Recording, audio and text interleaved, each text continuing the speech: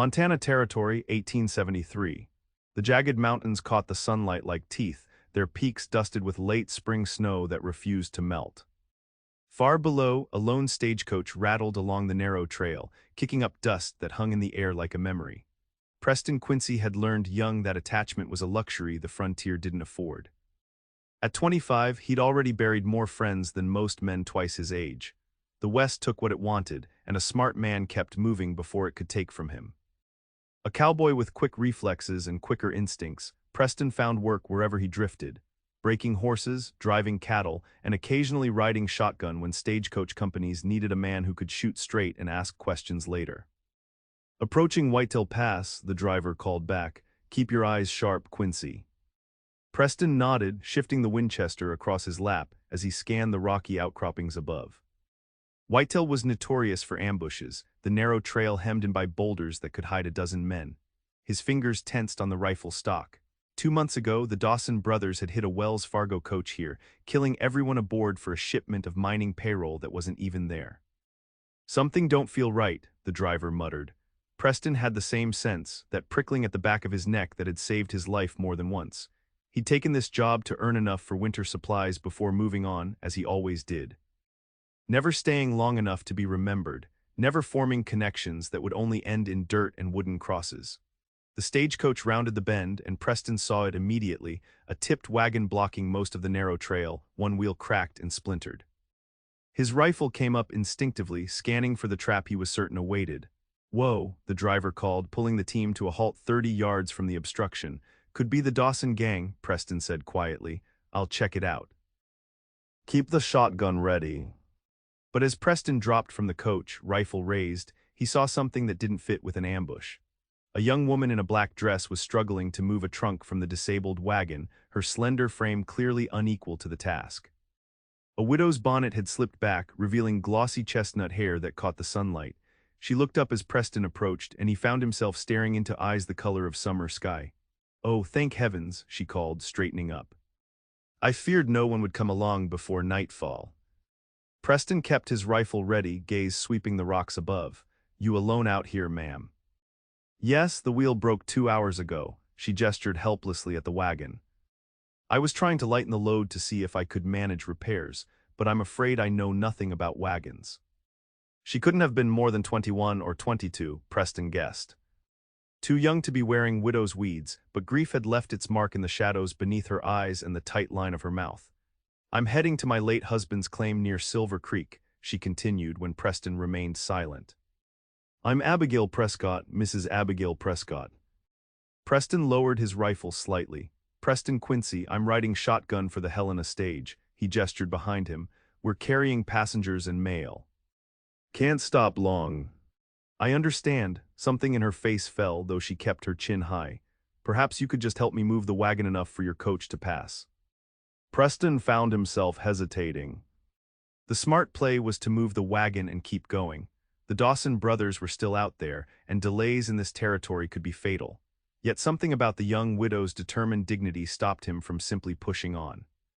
"Hang on," he turned and jogged back to the stagecoach, where 4 passengers watched curiously from the windows. "What's the situation, Quincy?" the driver asked. "Young widow with a broken wagon wheel. No sign of an ambush, but we should move quickly." Preston glanced at the son's position. "We can help clear the road, maybe fix the wheel enough to get her rolling." "Shouldn't take more than 30 minutes. The driver frowned. "Schedule says." "Schedule won't matter if the next stage finds her frozen to death," Preston interrupted. "Nights are still dropping below freezing up here." After a moment's hesitation, the driver nodded. 30 minutes, not a minute more." As Preston walked back to Abigail Prescott, he told himself this was simply what any decent man would do. It had nothing to do with the quiet dignity in her bearing or the way she stood alone against the vast Montana wilderness. "Nothing at all will help," he said simply. "What should have taken 30 minutes stretched to nearly 2 hours. The wagon wheel wasn't merely broken but shattered. It would never roll again." While the stagecoach passengers stretched their legs and complained about the delay, Preston found himself fashioning a makeshift runner from a felled pine trunk, creating a travoy arrangement that would let the wagon slide rather than roll on one side. "This won't get you all the way to Silver Creek," he explained as they worked together to secure the logs. but it'll get you to Copper Canyon. There's a blacksmith there who can fit a proper wheel. You're very resourceful, mister. Quincy, Abigail handed him a length of rope, her fingers brushing his momentarily. Have you been in Montana long? Preston tied off the knot before answering. I don't stay anywhere long, Mrs. Prescott. Please call me Abigail. She paused in her work, looking directly at him with those unsettling blue eyes. And why is that, the not staying, I mean? Preston found himself answering more honestly than he intended. The West takes enough without me giving it easy targets. Folks who put down roots just give death something to uproot. A shadow passed over her face. Yes, I suppose I understand that better than most now. The driver was shouting about schedules and daylight when they finally finished. The wagon now had 3 functioning wheels and a wooden runner where the 4th had been ugly but serviceable for the 15 miles to Copper Canyon. We're leaving Quincy with or without you, the driver called. Preston secured the last rope and stepped back to survey their work. That should hold. He hesitated, then added, Copper Canyon's not the friendliest place for a woman alone. You should be careful. Abigail climbed onto the wagon seat and gathered the reins. I've discovered I'm stronger than I look, Mr. Quincy. A small, sad smile touched her lips. Thank you for your help. Not many would have stopped. Something in Preston rebelled against the thought of this young widow facing the journey alone. The smart play was to get back on that stagecoach. Keep moving, don't form attachments. Don't give the West another way to hurt you. Instead, he heard himself say, I'll ride with you to Copper Canyon.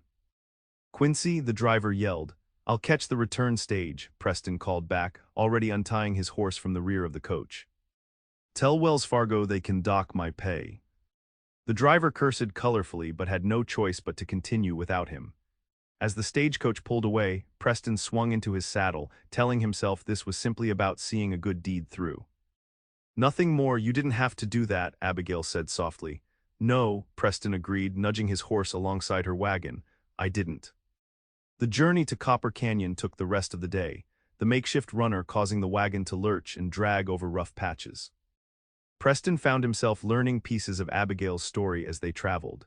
She'd married Thomas Prescott when she was 18, following him west from St. Louis when he caught gold fever. Now at 21, she was a widow, her husband having succumbed to pneumonia after falling through river ice the previous winter. Why continue to his claim? Preston asked as they made slow progress down a slope. Why not return to St. Louis? Abigail's hands tightened on the reins. There's nothing for me there. My parents died in the cholera outbreak of '67. Thomas was all I had. She looked ahead to the trail. He wrote that the claim showed promise. Before the end, he made me promise to see it through. He said it would be our future. Preston had heard similar stories before, dying men's promises of riches just around the corner. The West was littered with forgotten claims and abandoned dreams, but he said nothing of this, seeing the determination in the set of her jaw. What about you, Mr. Quincy? You mentioned you don't stay anywhere long. Where do you call home? Preston adjusted his hat against the setting sun. Wherever I happen to be sleeping that night. That sounds very lonely. The observation, spoken without judgment, struck deeper than Preston expected. Lonely is safer than the alternative out here. They made camp that night in a sheltered hollow, the wagon positioned to block the wind. As Preston built a small fire, he noticed Abigail shivering in her thin black dress. Here, he said, shrugging out of his coat and offering it to her.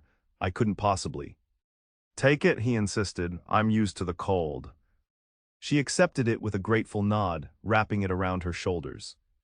In the firelight, with her chestnut hair tumbling loose from its pins, she looked young and vulnerable despite her brave face. Preston busied himself with the coffee pot, uncomfortable with the protective instinct rising in his chest. Do you think I'm a fool, she asked suddenly, for continuing to a mining claim that may be worthless? Preston considered his answer carefully. I think hope is a rare commodity out here. Maybe worth more than gold to some. But not to you. I gave up on hope around the same time I stopped believing in permanent homes. He poured coffee into a tin cup and passed it to her. But that doesn't mean you should. They sat in silence for a while, the crackling fire and distant coyote calls the only sounds. Preston was acutely aware of how long it had been since he'd shared a campfire with anyone, let alone a woman. Most of his nights were spent alone under the stars or in crowded bunkhouses where conversation rarely went deeper than cards and cattle prices. "I lied earlier," Abigail said softly, staring into the fire. "About why I'm going to Silver Creek." Preston waited, saying nothing. "The claim is real," she continued. "But Thomas didn't ask me to continue it. In his last letter, he told me to sell it and go back east. To find another husband who could provide a stable home." Her voice caught. "But I can't, not yet. I need to see what he died for. I need to understand why the gold mattered more than coming home to me." The raw honesty in her voice made Preston look away, uncomfortable with her vulnerability, yet he found himself responding in kind. "My father was a 49er, he said. Left us in Missouri to find gold in California, said he'd send for us when he struck it rich." Preston tossed a stick into the fire. "My mother waited 5 years before marrying again. 10th anniversary of his leaving, we got word he'd been killed in a claim dispute." He shrugged. "Never sent a penny home."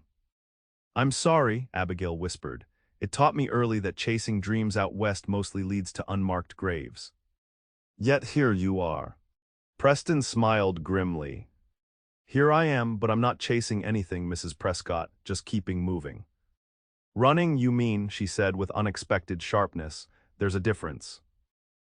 Their eyes met across the fire, and Preston felt something shift between them, a recognition of kindred wounds despite their different responses to them. He looked away first. "We should get some sleep. Another few hours to Copper Canyon tomorrow." Morning brought heavy clouds and the first spatters of rain. They broke camp quickly, Abigail insisting on returning Preston's coat despite the weather.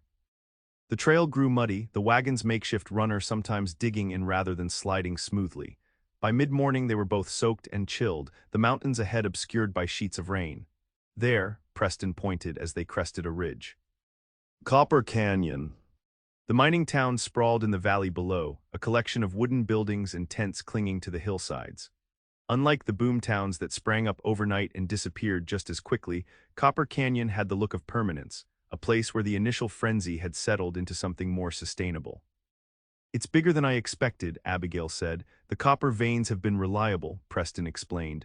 "Draws a different sort than the gold rushes, more families, fewer desperados." He didn't add that it still had its share of the latter. As they approached the town, the rain slackened to a drizzle. Preston guided them toward the blacksmith's shop near the edge of town, the rhythmic clanging of hammer on metal audible before the building came into view. The blacksmith, a burly man named Miller, examined the broken wheel with professional interest. "Can fix it, but it'll take 2 days. Need to order a proper rim from the hardware store." 2 days, Abigail's dismay was evident. "Can't be helped, ma'am, unless you want something that'll break again before you hit Silver Creek." Preston saw the calculations running behind Abigail's eyes, the cost of lodging, meals, the delay in reaching her destination. "How much?" she asked finally. The figure Miller named made her pale slightly, but she nodded. "Very well, please proceed." After the blacksmith had taken the broken wheel, Preston helped Abigail secure her wagon behind the shop.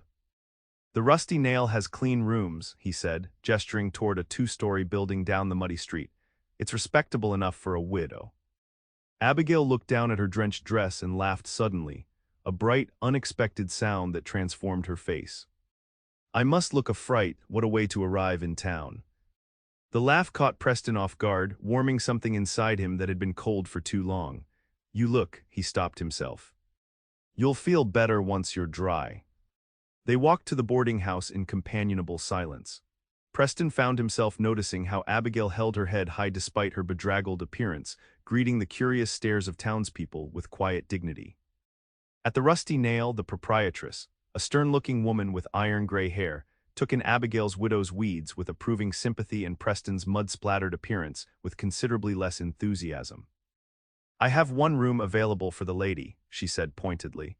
"The gentleman can find accommodations at the saloon boarding rooms." "Mr. Quincy was kind enough to escort me when my wagon broke down," Abigail explained. "He's been a perfect gentleman." The woman sniffed but nodded. "Rooms $1 a night, meals extra, no gentlemen callers after 8, no exceptions." As Abigail counted out money from a small purse, Preston became acutely aware that his duty was complete. He'd seen her safely to town and arranged for her wagon repairs. The smart play now was to say goodbye, find a card game at the saloon to replenish his funds, and catch the next stage, continuing his perpetual journey to nowhere in particular. "I should be going," he said as Abigail finished her transaction. She turned to him with those direct blue eyes. "Will you at least join me for supper later?" "As thanks for your help, I insist." Preston hesitated, feeling the familiar urge to keep emotional distance warring with an unexpected reluctance to say goodbye.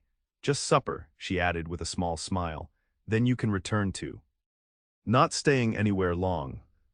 Something in her gentle mockery decided him. "All right, supper." The hours until evening found Preston taking care of practical matters. He arranged for his horse's board at the livery, checked stage schedules at the depot, and finally secured a room above the Silver Dollar Saloon. When he entered the establishment itself, he immediately spotted three men at a corner table whose practiced alertness marked them as potential trouble. Their eyes tracked his movements with predatory interest. The barkeep followed his gaze. "Dawson brothers," he said quietly as he poured Preston's whiskey. "Rolled in 2 days ago. Been real quiet-like, but everyone's waiting for the other boot to drop." Preston kept his expression neutral even as his mind raced. The very outlaws he'd been watching for on the stagecoach were here in Copper Canyon. It couldn't be coincidence. The Dawsons specialized in payroll robberies and had informants in most stage offices. They'd know about any significant shipments coming through. "Any idea what they're waiting for?" Preston asked casually. The barkeep shrugged. "Mining payroll comes through end of the week. My guess is they're just laying low till then." Preston nursed his drink, mentally calculating. 3 days until the likely robbery attempt. 2 days until Abigail's wagon would be repaired. He should alert the local sheriff, collect Abigail, and both of them should be well away before trouble started. Yet as he glanced again at the Dawson brothers, the youngest one now openly staring at him, Preston had the uneasy feeling that complications were already unfolding. Abigail was waiting in the boarding house's small dining room when Preston arrived for supper. She'd somehow managed to freshen her appearance despite limited resources, her chestnut hair neatly arranged and her black dress, though still damp in places, brushed clean of mud. "You clean up well, Mr. Quincy," she said with a smile as he sat across from her. Preston realized he'd taken unusual care with his own appearance, visiting the barber for a shave, changing into his least-worn shirt. "As do you, Mrs. Prescott." Over a simple meal of beef stew and fresh bread, conversation flowed more easily than Preston expected. Abigail had an engaging way of drawing him out, asking questions about his travels and sharing stories of her own life before heading west.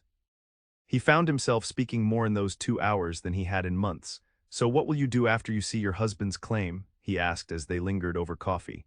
"Will you truly try to work it yourself?" Abigail's expression grew thoughtful. "I haven't decided. Part of me wants to prove I can do it to myself as much as to Thomas's memory, but another part," she sighed, "another part just wants to find somewhere that feels like home again. And if the claim is worthless, then I'll have my answer about what my husband died for," she said quietly. "And I'll decide what comes next. What about you, Mr. Quincy? Will you truly never stop moving?" Preston considered deflecting with his usual response, but something in her direct gaze made prevarication seem impossible. "The longest I've stayed anywhere since I was 16 was 4 months on a ranch in Wyoming. Winter was too harsh to travel." "And were you terribly wounded by putting down temporary roots?" she asked, a hint of challenge in her voice. "No," he admitted, "but that's the trick of it. The West lulls you into thinking you're safe, that this time will be different, then it takes everything." He met her eyes. "You know that better than most." A shadow passed over her face. "Yes. But the alternative is to stop living altogether, isn't it? To exist but never truly live." Before Preston could respond, the dining room door swung open, and the youngest Dawson brother sauntered in. Even without having met him, Preston would have marked him as trouble from the swagger in his walk and the way his coat was cut to allow quick access to his gun. "Well now," Dawson drawled, his gaze fixing on Abigail. "Ain't you a pretty little widow bird?" Preston tensed, noting how the man positioned himself to block the exit. "Evening," he said neutrally. "We were just finishing our meal."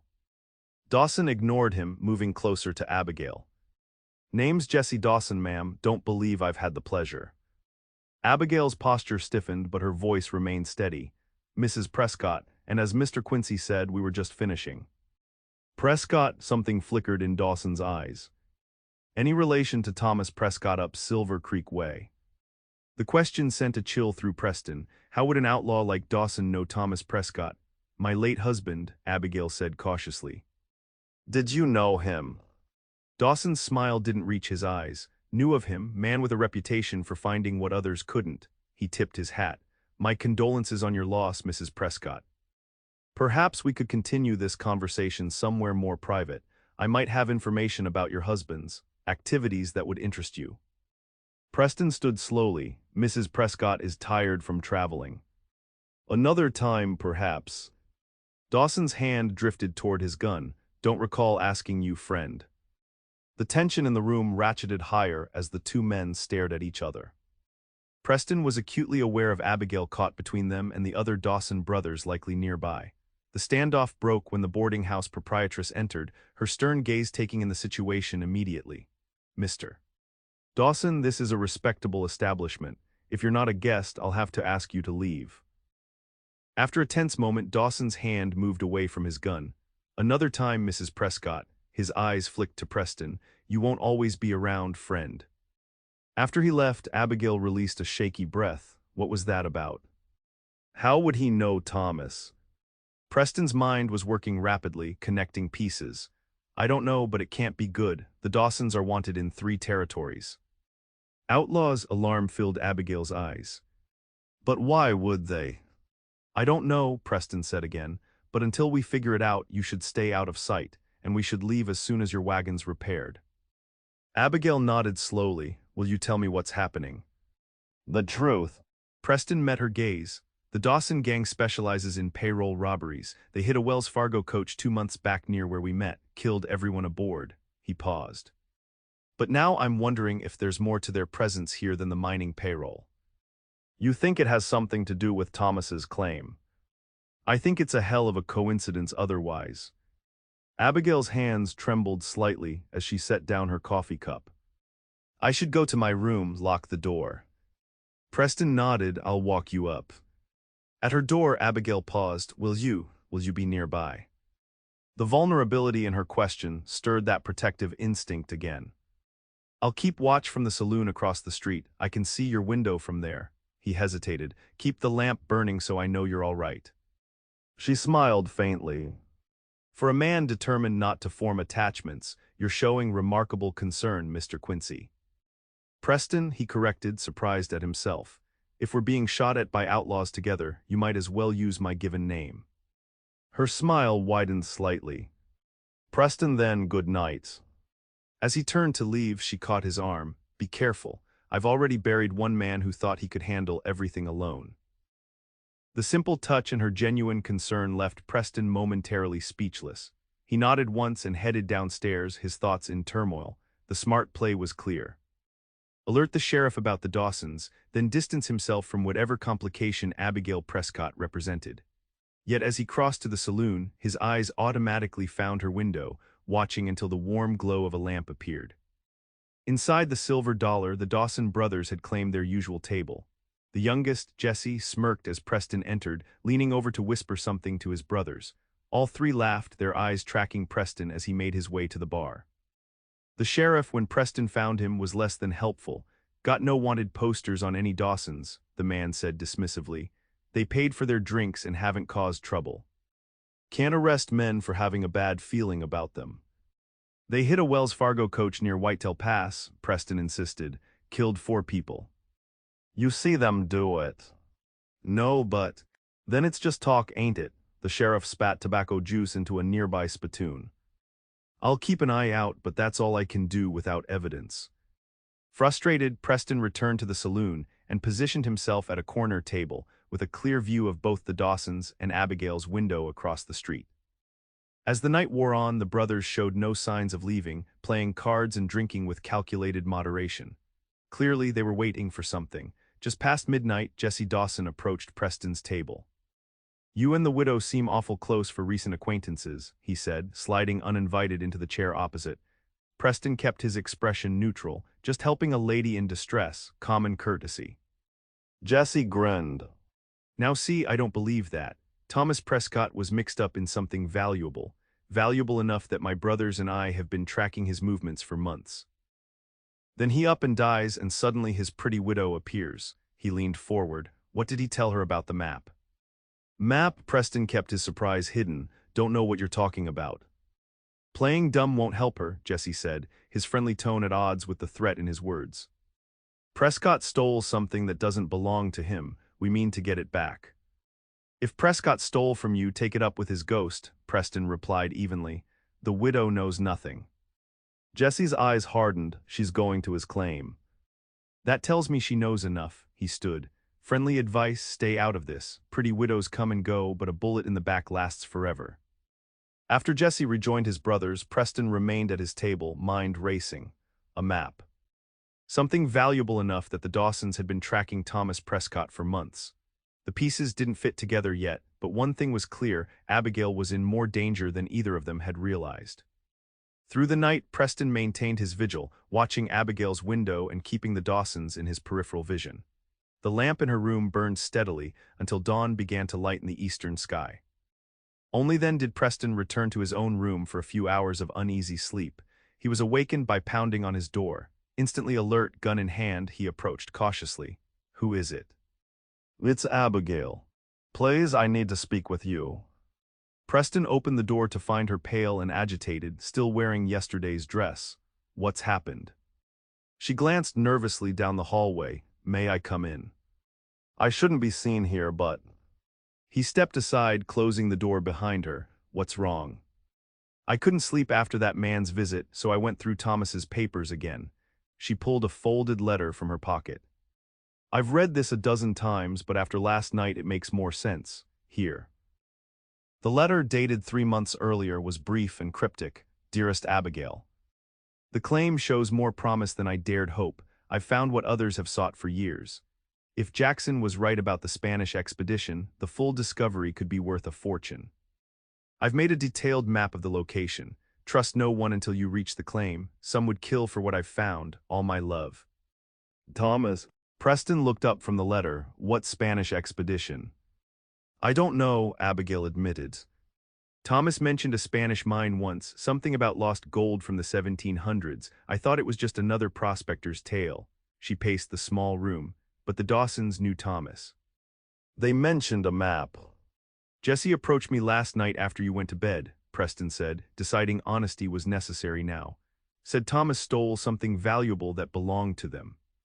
Wanted to know if you had a map. Abigail stopped pacing. I don't have any map. If Thomas made one, it wasn't among his effects that were sent to me.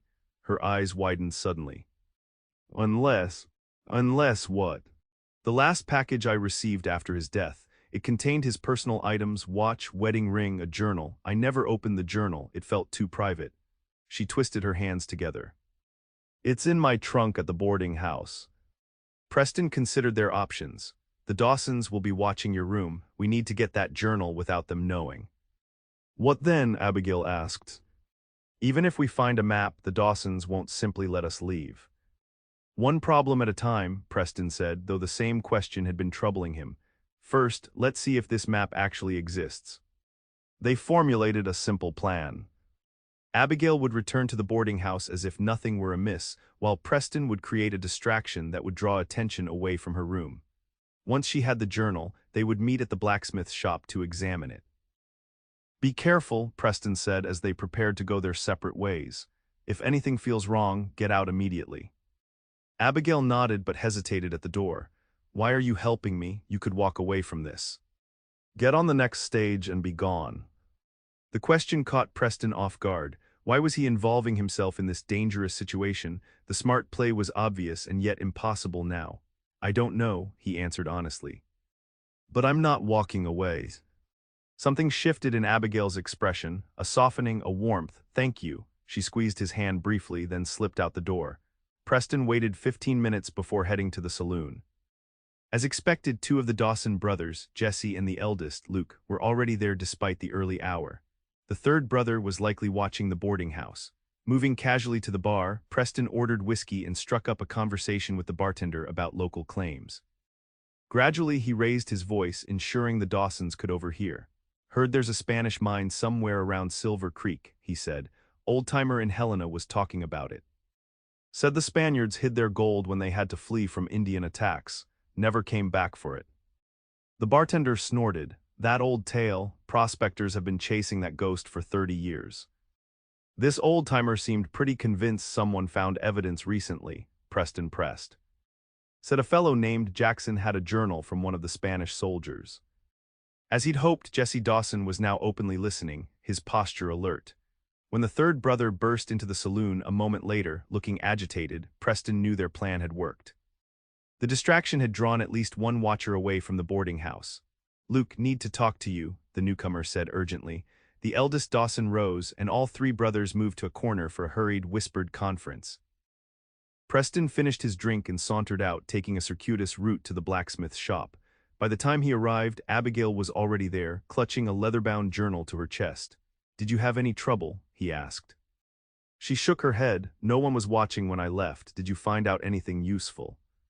Possibly, the Dawsons definitely reacted to mention of a Spanish mine and someone named Jackson.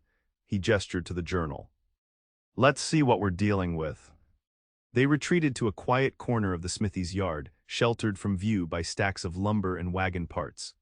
As Abigail opened the journal with reverent care, Preston kept watch for any sign of the Dawsons. "Most of it is daily observations about the claim," Abigail said as she turned pages. "Weather conditions, promising veins that turned out to be nothing." She paused. "Wait. Here's something." The entry, dated 6 months earlier, was more detailed. Jackson brought the Spanish journal today. The translation confirms what he suspected. Captain Vega's expedition didn't just pass through these mountains. They were mining here. The journal mentions a cave system with gold richer than anything in Mexico. When the Blackfoot attacked, they sealed the main entrance and fled south with what they could carry. Jackson believes the cave system connects to the abandoned shaft on the north end of my claim. If he's right, the Spanish gold has been sitting untouched for over 150 years, less than 100 yards from where modern miners have been working. "There's more," Abigail said, turning pages rapidly. "He writes about exploring the old shaft, finding Spanish markings." She stopped suddenly. "Here it is." Folded between the pages was a carefully drawn map, showing the relation between Thomas Prescott's claim and an extensive cave system. Notations marked possible entrances and where Spanish artifacts had been found. "This is what the Dawsons want," Preston said grimly. "But how did they know about it?" Abigail continued reading, her expression growing troubled. "Listen to this entry from a month before Thomas died. Jackson hasn't been seen for 3 days. His cabin was ransacked. I fear the worst." The Dawson brothers were asking questions in town about Spanish gold, too specific to be coincidence. "I've hidden the journal translation in the cache behind the stone fireplace. If anything happens to me, Abigail will need this map to find it." She looked up, face pale. They killed Jackson for the information, and probably Thomas too. Preston's mind worked rapidly. The fall through the ice might not have been an accident. "And now they're after me," Abigail whispered, "because they think I have both the map and the Spanish journal translation." The implications settled heavily between them. This was no longer about a simple claim or even robbery. The Dawsons had already killed at least twice for this secret, and they wouldn't hesitate to kill again. "We need to leave," Preston said decisively. "Now. Before they realize you have the journal. The wagon won't be ready until tomorrow. We'll take horses, travel faster that way." Abigail carefully refolded the map and closed the journal. "To Silver Creek. That's exactly where they'll expect us to go." Preston shook his head. "No, we'll head north to Fort Benton, send word to the territorial marshal about the Dawsons. Once the law is involved, we can decide about the claim." As they discussed details, the blacksmith approached, wiping his hands on a rag. "Mrs. Prescott got bad news. Ordered the wheel rim from the hardware store, but they say it'll be another 3 days before it arrives." Preston and Abigail exchanged glances. 3 more days in Copper Canyon was impossible. "How much to buy 2 good horses?" Preston asked, "saddles included." The blacksmith named a substantial figure. Preston immediately began counting out bills from his wallet, while Abigail hesitantly opened her own small purse. Between them, they just managed the amount. "Can have them ready in an hour," the blacksmith said, pocketing the money. "Were you headed in such a hurry, if you don't mind my asking?" "Mining business in Fort Benton," Preston replied smoothly. "Mrs. Prescott's investors are impatient." After the blacksmith returned to his work, Abigail turned worried eyes to Preston. That was nearly everything I had, if this doesn't work. Preston understood her fear. They had committed themselves to a desperate gamble with limited resources. If they failed, Abigail would be penniless and likely worse. It will work, he said with more confidence than he felt. We have an hour to gather supplies. Get only what you absolutely need from the boarding house. I'll buy provisions. They agreed to meet at the livery stable at noon, approaching from different directions to avoid being seen together. As they prepared to separate, Abigail suddenly caught Preston's arm. If anything happens to me, she said urgently, the journal goes to the territorial marshal. Promise me the Dawsons won't profit from this. The fierce determination in her eyes reminded Preston that beneath her widow's weeds and apparent vulnerability was a woman of considerable courage. I promise, he said, but nothing's going to happen to you. The hour passed with excruciating slowness. Preston purchased supplies, jerky, coffee, ammunition, while keeping watch for the Dawsons. The brothers seemed to have disappeared from their usual haunts, which worried him more than seeing them would have. When he finally approached the livery from a back alley, he was tense with anticipation. Abigail was already there, a small bag clutched in one hand, the precious journal hidden beneath her shawl. The blacksmith had 2 saddled horses waiting, sturdy Montana stock, not fancy but reliable for the journey ahead. Any sign of trouble? Preston asked quietly as he secured their supplies. She shook her head. No, but the boarding house keeper mentioned the Dawsons were asking about my plans. They know something's happening. Preston checked his pocket watch. Just past noon, the main street would be busy with people heading to midday meals, good cover for their departure, but also many potential witnesses to report their direction.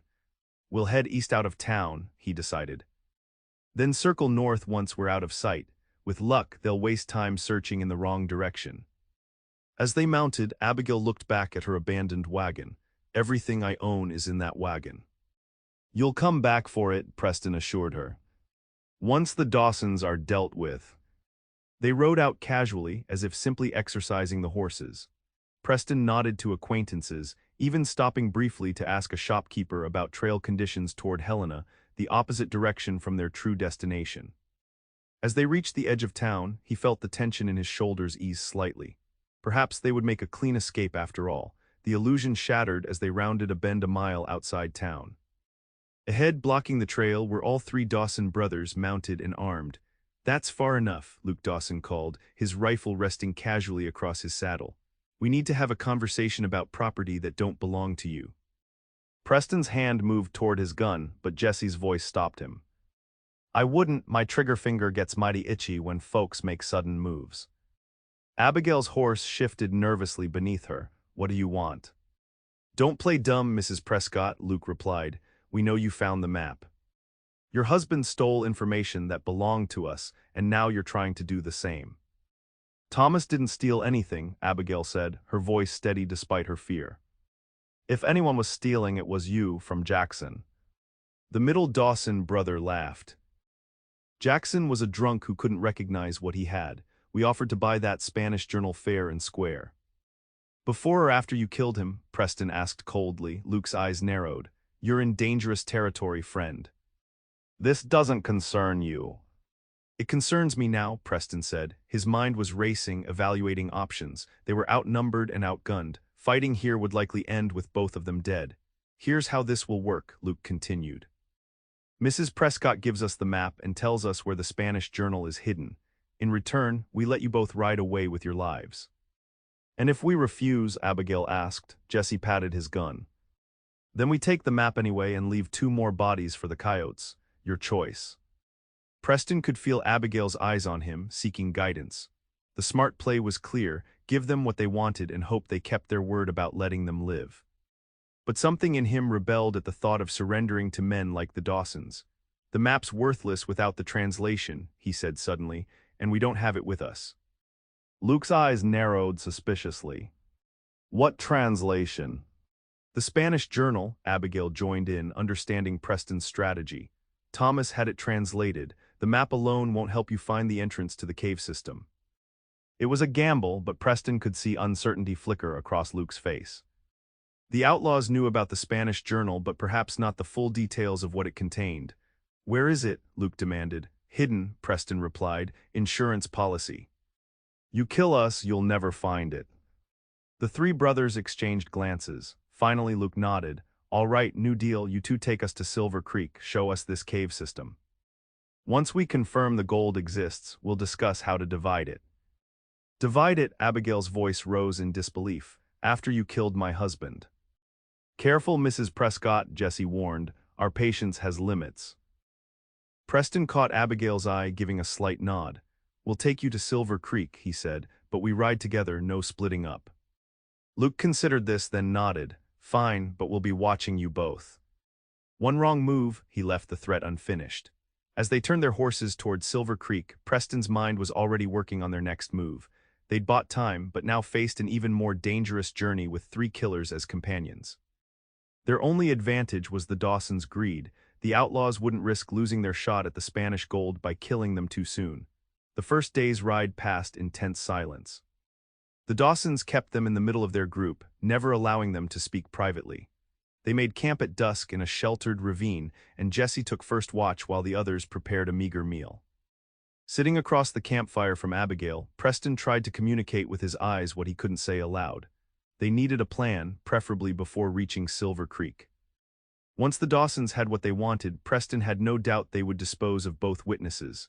How far to this claim of yours? Luke asked as they ate. 2 more days riding, Abigail replied. It's in the high country beyond Silver Creek settlement. Jesse laughed. Convenient. Gives you 2 more days to try something stupid. We're cooperating, Preston said evenly. No reason for anyone to get hurt. Luke studied him over the flames. You know what puzzles me? Why you're involved at all. Mrs. Prescott, I understand, grieving widow seeking her husband's killer. But you're risking your life for what? A share of gold you didn't even know existed 3 days ago. The question hit uncomfortably close to Preston's own thoughts. Why was he here? The smart play had been to walk away the moment trouble appeared.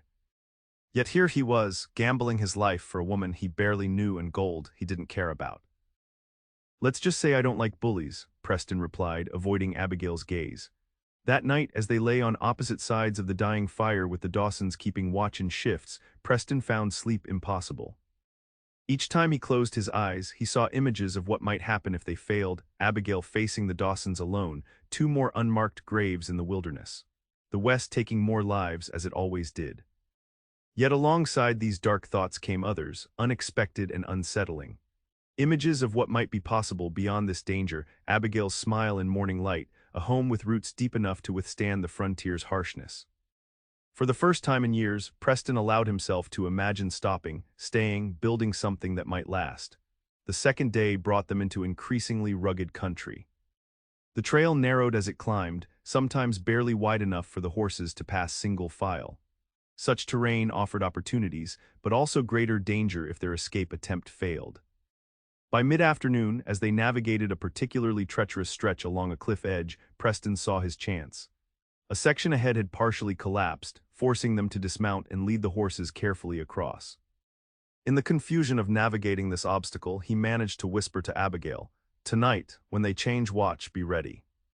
Her almost imperceptible nod was his only answer before Jesse roughly ordered them to keep moving. That evening they camped in a small clearing surrounded by dense pine forest. Silver Creek lay just a few hours' ride ahead. They would reach it by mid-morning if they continued at their current pace. Whatever they planned had to happen tonight. As darkness fell, Luke took first watch while the others settled around the fire. Preston noticed Abigail surreptitiously gathering her few belongings, preparing for their escape attempt. The key would be timing, creating enough confusion to get away without being shot in the process. An opportunity presented itself when the middle Dawson brother, Samuel, began complaining of stomach pains after their meal. "Must be that jerky," he groaned, doubling over. "Something ain't right." Luke looked concerned.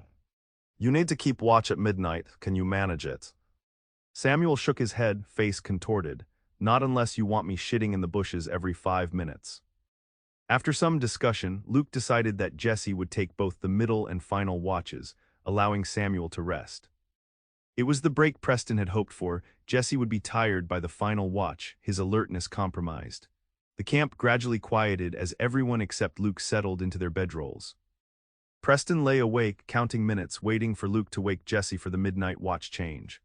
The exchange, when it came, was brief and quiet, Luke shaking his brother awake, Jesse grumbling as he took up position on a fallen log at the camp's edge. Preston feigned sleep for another hour, until Luke's breathing had deepened into the rhythm of slumber. Then, with exaggerated care, he shifted to check Jesse's position. The youngest Dawson was still sitting upright, but his head had dropped forward onto his chest, not fully asleep, but definitely not fully alert either. Moving with painful slowness, Preston eased his hand toward the knife in his boot. The smallest sound might alert Jesse, ending their one chance at escape. His fingers had just closed around the knife handle when Samuel suddenly moaned in his sleep, rolling over. Jesse's head snapped up, instantly alert. His eyes scanned the camp, lingering suspiciously on Preston, who forced himself to maintain the deep, even breathing of sleep. After what felt like an eternity, Jesse relaxed again, reaching for his canteen. Preston waited another 10 minutes before resuming his cautious movement. This time, he successfully extracted the knife. The next step was far riskier. He needed to wake Abigail without alerting Jesse. Fortune favored them when a distant wolf howl provided cover for Preston to whisper her name. Her eyes opened immediately, showing she had been awake and waiting. With the barest of nods, she confirmed her readiness. Preston held up 3 fingers, then 2, then 1. In a fluid motion, he threw the knife at the coffee pot near the fire, sending it crashing to the ground with a clatter that shattered the night's silence. Simultaneously, he lunged toward the horses while Abigail grabbed their few supplies. Jesse reacted instantly, but his momentary confusion about the source of the noise gave them precious seconds. By the time he raised the alarm, Preston had reached the horses and was cutting them free from their picket line. "They're running," Jesse shouted, firing a shot that went wild in the darkness. Luke and Samuel scrambled from their bedrolls, reaching for weapons. In the chaos, Preston vaulted onto the nearest horse, not his own but one of the Dawsons, and pulled Abigail up behind him. The other horses, startled by the gunfire, scattered into the forest, effectively preventing immediate pursuit. "Hold tight," Preston urged as he kicked the horse into motion, heading directly into the darkest part of the forest. Bullets whined past them as the Dawsons fired blindly into the night. Abigail's arms tightened around Preston's waist as they crashed through underbrush, branches whipping at their faces. The horse, a powerful bay, responded to Preston's guidance as they weaved between trees, putting distance between themselves and the outlaw's shouts. For nearly an hour, they pushed forward at a dangerous pace, risking the horses' legs and their own necks in the darkness. Only when the sounds of pursuit had long faded did Preston allow the exhausted animal to slow. "We need to keep moving," Abigail said, her voice steady despite everything. "They'll be after us at first light." Preston nodded, guiding the horse down toward a small stream. "We'll follow this downstream. Water will hide our tracks." He glanced at the sky. 2, maybe 3 hours until dawn. We need to be well away by then. As they walked the horse along the shallow stream, the adrenaline of their escape began to fade, leaving Preston acutely aware of Abigail pressed against his back, her arms still around his waist for stability. "I'm sorry about your journal," he said. "You dropped it during the escape." He felt rather than saw her shake her head. "I still have it, and the map." There was grim satisfaction in her voice. "I wasn't about to leave Thomas's legacy to those murderers." Preston found himself smiling despite their dire situation. "Remind me never to underestimate you, Mrs. Prescott." "Abigail," she corrected softly. "After all this, I think we're well past formalities." They traveled through the remainder of the night, pushing southeast away from Silver Creek rather than continuing north toward Fort Benton. The Dawsons would expect them to either return to Copper Canyon or continue to the claim. This direction offered their best chance of confusion. By dawn, they had reached a high ridge with a view of the surrounding territory. No sign of pursuit yet, but Preston knew it wouldn't take the Dawsons long to locate their trail once they recovered the scattered horses. "We need a plan," Abigail said as they paused to rest the horse and eat a little of their meager provisions. "The Dawsons won't give up easily." Preston studied the terrain below. "There's a stage stop about 10 miles east of here, Crossroads Settlement, small but they'll have a telegraph." He looked at Abigail. "We can send word to the territorial marshal about the Dawsons, and about the Spanish gold." "And then what?" Abigail asked, meeting his gaze directly. "What happens after the Dawsons are caught?" The question hung between them, laden with implications neither had voiced during their dangerous journey. Preston found himself at a crossroads as significant as any on the physical map, continue his lifelong pattern of movement, or consider something he'd avoided for a decade. "I don't know," he admitted finally. "I haven't thought beyond keeping us alive." Abigail's expression softened. "For a man determined not to form attachments, you've gone to extraordinary lengths for a woman you barely know." The observation hit home with unexpected force. She was right, every decision since finding her with the broken wagon had contradicted his life's central principle: keep moving, stay detached, give the West no targets. Yet here he was, risking everything for her safety. "Maybe I'm tired of running," he said, surprising himself with the admission. "Maybe something about you made me question whether it's truly living." The smile that brightened Abigail's face made his heart stutter in a way no gunfight ever had. "Then perhaps we should both survive this to explore that possibility," she said softly. The moment stretched between them, full of unspoken possibilities. Then reality reasserted itself as a distant movement on the trail below caught Preston's attention. "Riders, 3 of them moving fast in their direction. They've found our trail," he said grimly. "We need to move." They mounted quickly, pushing the tired horse toward Crossroads settlement. The terrain worked against them now, more open country with fewer places to hide. Behind them, the Dawson brothers steadily gained ground on fresher horses. By mid-morning, the situation had grown desperate. Their horse was failing, its sides heaving with exertion. The settlement was still miles ahead, and the Dawsons had closed to within rifle range, occasional shots kicking up dust around them. "We won't outrun them," Preston said as they urged the laboring horse up a slope. "We need to make a stand somewhere with cover." As if in answer to his words, an abandoned homestead appeared ahead, a small cabin with a collapsed roof, a stone well, and the remnants of a fence line. Not much, but better than facing the Dawsons in open country. "There," he pointed. "We'll have walls at least." They reached the homestead barely minutes ahead of their pursuers. Preston helped Abigail dismount, then slapped the horse away, no sense keeping it as a target. They ducked inside the cabin just as the first bullet splintered the weathered wood around them. "Quincy," Luke Dawson's voice carried across the clearing, "this ends badly for you no matter what, but the widow still has a chance. Send her out with the map and journal, and she walks away." Preston checked his ammunition, 15 rounds for the revolver, plus another 10 for the rifle he'd taken during their escape. Not much against 3 determined men. "He's lying," Abigail said quietly, reading his thoughts. "They'll kill us both." "I know." Preston positioned himself at a window, assessing the Dawsons' locations. They had split up, approaching from different angles. "Smart." "I don't suppose you know how to shoot." Abigail's mouth set in a determined line. "Thomas taught me. I'm not expert, but I won't miss at this range." Preston handed her the revolver, keeping the rifle for himself. "Save your shots. Don't fire unless you're certain." For nearly an hour, an uneasy stalemate held.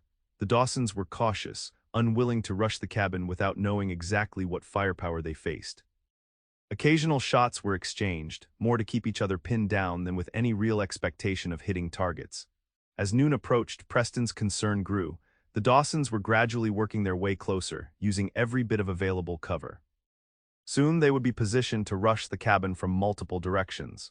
"We need to change the situation," he said, studying their dwindling ammunition. "Create an opportunity." Abigail looked around the deteriorating cabin. "The roof, it's already partially collapsed, if we could get up there without being seen." Preston followed her gaze. The idea had merit. From the roof, they would have a better firing position. But reaching it without being shot required a distraction. His eyes fell on the stone well about 20 yards from the cabin. It appeared substantial, large enough to provide cover for one person, if one of them could reach it. "I'm going to make a run for the well," he said, quickly explaining his plan.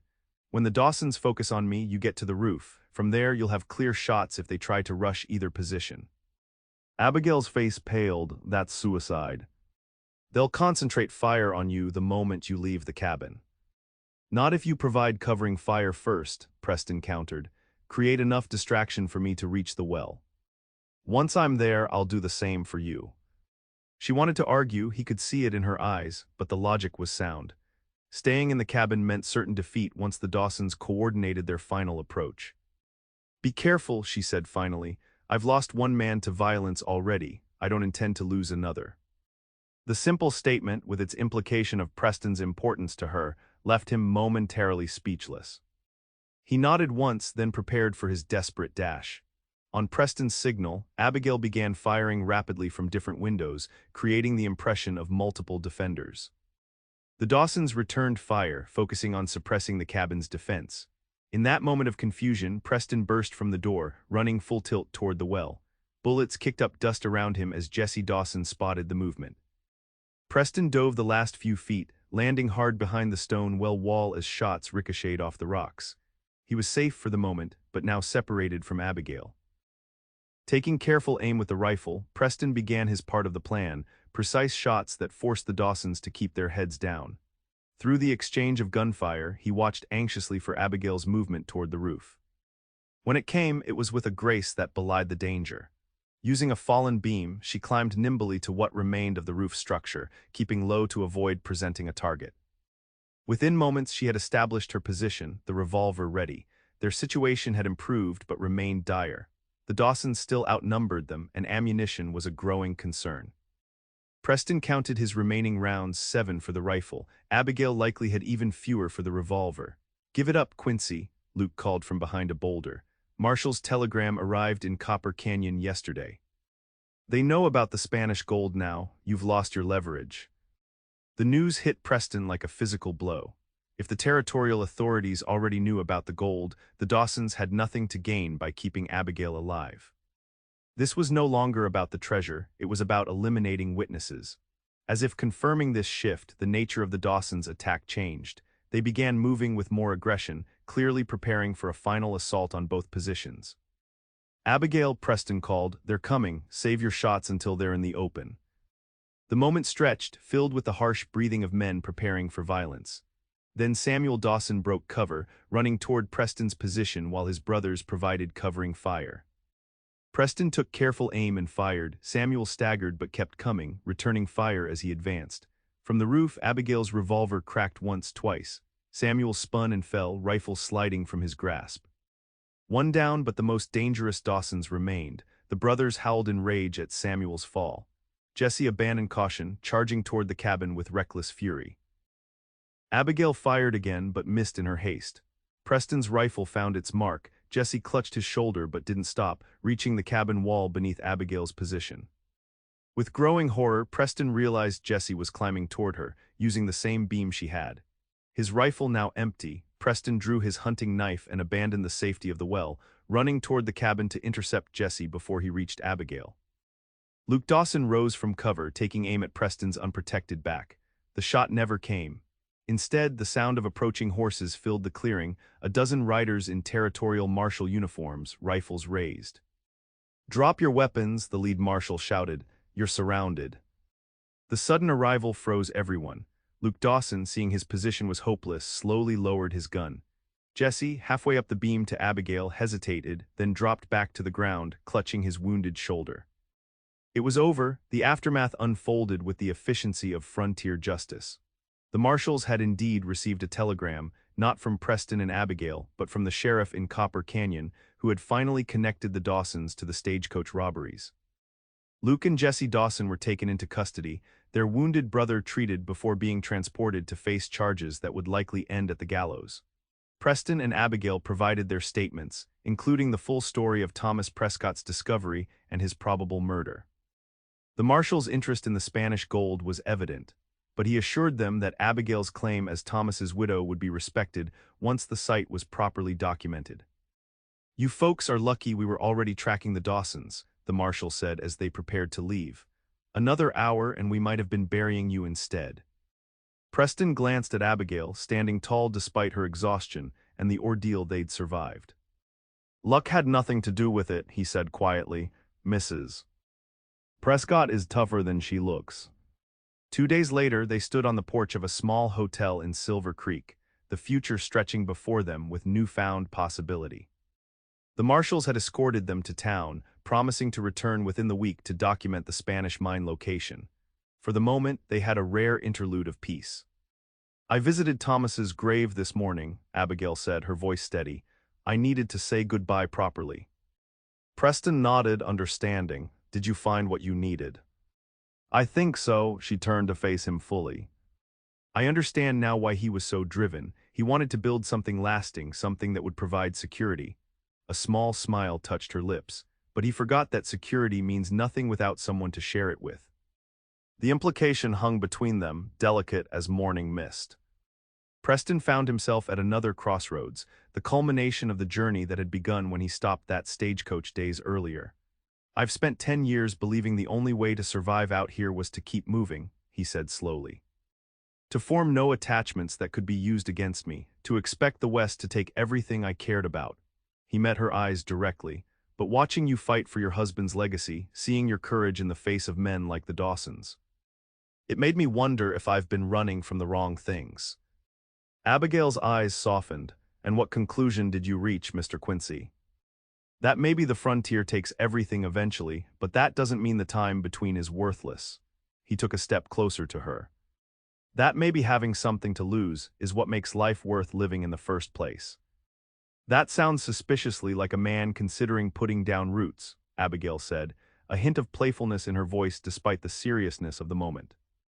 "I'm considering a lot of things I never thought I would," Preston admitted. "Silver Creek needs a deputy marshal, according to the telegraph office. They've offered me the position." Surprise and hope flickered across Abigail's face. "And will you accept it?" Preston looked out over the small frontier town, seeing it with new eyes. Not as another temporary stop in an endless journey, but as a place where something might begin. "That depends," he said, turning back to her, "on whether there's something worth staying for." Abigail's answer came not in words but in the step she took toward him, closing the distance between them. Her hand found his, fingers intertwining with a promise neither needed to speak aloud. The sun dipped toward the western mountains, painting the sky in hues of gold and promise. For the first time in a decade, Preston Quincy felt no urge to outrun the coming night. For the first time since he was a boy, the word home stirred something other than bitter memory in his heart. The West would always be harsh and unforgiving. It would always take its share of dreams and lives. But standing there with Abigail's hand in his, Preston finally understood what he'd been missing in all his years of movement, that surviving alone was no victory at all if you never truly lived. And as Abigail smiled up at him, her eyes reflecting the sunset's glow, Preston knew with certainty that his wandering days were over. He had stopped a stagecoach to help a widow and found far more than he had bargained for. He had found a future worth staying for.